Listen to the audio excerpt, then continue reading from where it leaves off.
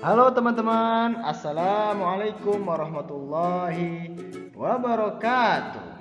Kembali lagi bersama Mister Sukri.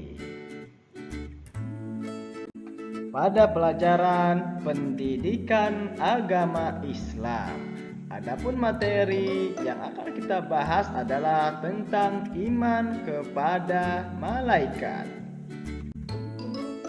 Iman kepada malaikat adalah salah satu rukun iman, yaitu rukun iman yang kedua. Malaikat berasal dari kata malaka. Secara bahasa berarti kekuatan. Dalam mengemban tugas disebut juga ar-rusul. Malaikat disebut juga ar-rusul, yang berarti para utusan Allah.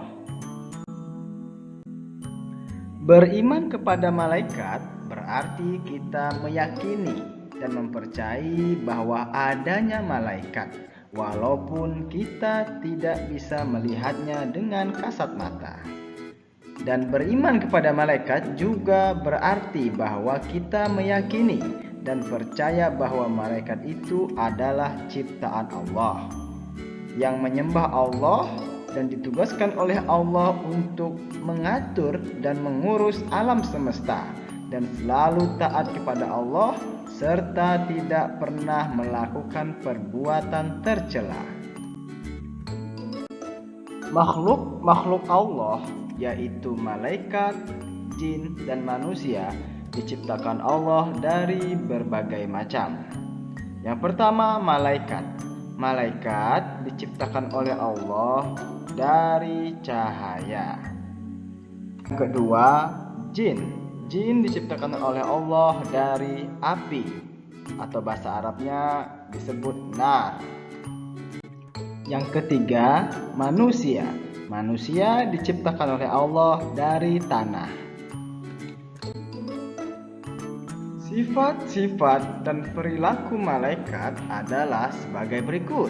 Yang pertama, tidak sombong. Yang kedua, diciptakan dari nur, yang berarti cahaya. Yang ketiga, selalu patuh terhadap Allah Subhanahu wa Ta'ala.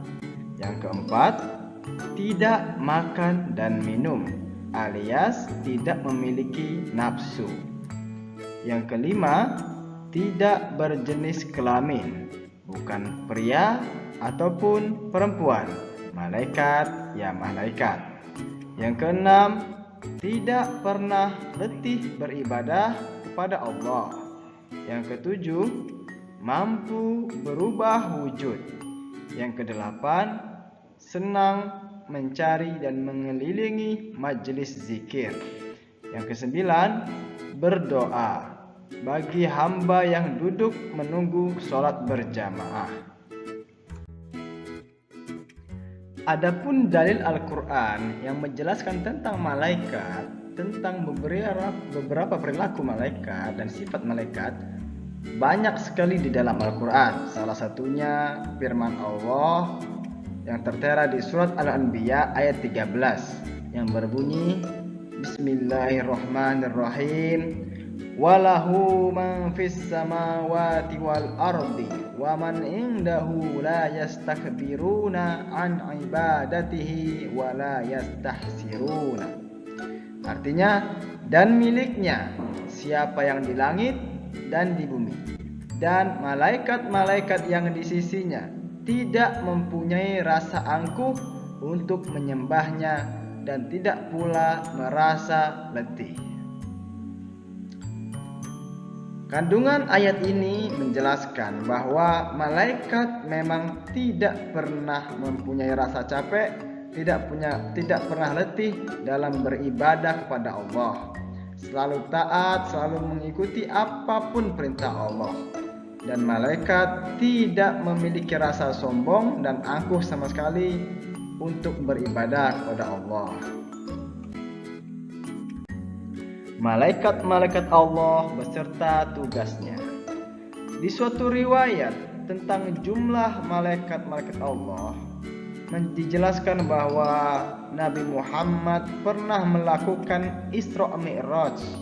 Ketika perjalanan Isra Mi'raj, Nabi Muhammad melihat Nabi Ibrahim sedang bersandar, dan di belakang Nabi Ibrahim tersebut Nabi Muhammad melihat ribuan bahkan jutaan malaikat. Berarti jumlah malaikat pada hakikatnya itu banyak, ribuan bahkan jutaan. Namun yang wajib kita ketahui, sesuai yang tertera di dalam Al-Quran maupun sunnah-sunnah Rasul, itu ada 10 jumlahnya. Yaitu yang pertama Jibril, kemudian Mikail, Israfil, Israil, Munkar, Nakir, Raqib, Atid, Ridwan, dan Malik. Adapun tugas-tugas setiap masing-masing malaikat ditugaskan oleh Allah berbeda-beda, bermacam-macam. Yang pertama, malaikat Jibril ditugaskan oleh Allah menyampaikan wahyu kepada nabi dan rasul. Kemudian malaikat Mikail tugasnya mengatur kesejahteraan makhluk hidup, seperti memberikan rezeki orang tua kita, memberikan rezeki kepada kita, mengatur turunnya hujan dan sebagainya, mengatur kesejahteraan makhluk hidup. Kemudian malaikat Israfil tugasnya meniup trompet sangkakala yang akan ditiup pada hari akhir atau hari kiamat. Kemudian malaikat Israil tugasnya adalah mencabut nyawa seluruh makhluk hidup, manusia, jin, hewan, bahkan malaikat itu sendiri apabila sudah tiba waktunya. Kemudian malaikat Munkar dan Nakir. Malaikat Munkar dan Nakir ditugaskan oleh Allah untuk menanyai orang yang sudah meninggal yang berada dalam kubur. Kemudian malaikat Raqib ditugaskan oleh Allah untuk mencatat amal baik, dan malaikat Atid mencatat amal buruk. Kemudian malaikat Ridwan dan Malik ditugaskan oleh Allah untuk menjaga pintu surga dan pintu neraka. Setelah kita mempelajari tentang materi iman kepada malaikat, alangkah banyak hikmah-hikmah yang bisa kita ambil. Salah satunya contoh sebagai berikut. Yang pertama, membuat kita termotivasi untuk taat pada Allah sebagaimana yang dilakukan oleh malaikat, yaitu taat sungguh besar, ketaatan yang sungguh baik terhadap Allah Subhanahu wa taala. Kemudian kita menyadari bahwa malaikat mengawasi perbuatan kita, sehingga mendorong kita untuk selalu berbuat kebajikan. Kemudian memberi rasa optimis untuk selalu berusaha karena Allah. Kemudian memotivasi kita untuk beramal soleh, karena kita tahu semua gerak-gerik dan perbuatan kita diawasi oleh malaikat-malaikat Allah. Nah, demikianlah teman-teman pembahasan materi kita hari ini. Mister harap teman-teman enjoy dan kita mendapatkan ilmu yang bermanfaat. Amin. Sekian dari Mister ucapkan terima kasih. Wassalamualaikum warahmatullahi wabarakatuh.